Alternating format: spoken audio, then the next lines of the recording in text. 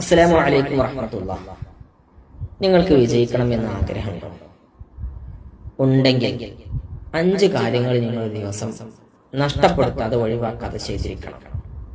ഒന്നാമത്തെ കാര്യം, 5 വക്ത നിസ്കാരം ഒരു കാരണവശാലും ഒഴിവാക്കരുത്. നിസ്കാരം എന്ന് പറഞ്ഞാൽ നമ്മുടെ അടയാളമാണ്, വിശ്വാസിയുടെ അടയാളമാണ്. അതില്ലെങ്കിൽ പിന്നെ എന്തിനു പറ്റും നമ്മളെ? അപ്പൊ നിസ്കാരം ഒഴിവാക്കരുത്. രണ്ടാമത്തെ ഒന്ന്,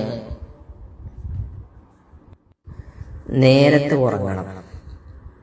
നേരത്തെ ഉറങ്ങണം എന്ന് പറഞ്ഞാൽ ഇശാ നിസ്കാരം കഴിഞ്ഞാൽ ഭൗതികമായ സംസാരങ്ങൾക്ക് വേണ്ടി സമയം ചെലവഴിക്കരുത്. ഞാനങ്ങനെ പറയുമ്പോൾ നിങ്ങൾ തെറ്റിദ്ധരിക്കരുത്.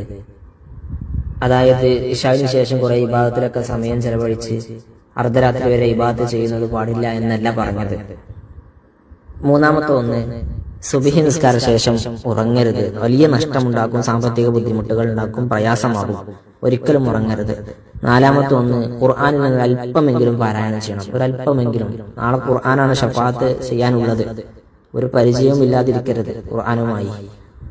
അഞ്ചാമത്തെ ഒന്ന്, മുത്തുനബിയുടെ മേൽ സ്വലാത്തിനെ നഷ്ടപ്പെടുത്തരുത്. ഒരു 100 സ്വലാത്തെങ്കിലും ദിവസം ചെല്ലണം. ഇൻഷാ അല്ലാഹ് ഈ 5 കാര്യം ഇന്ന് മുതൽ നമുക്ക് തുടങ്ങിക്കൂടെ?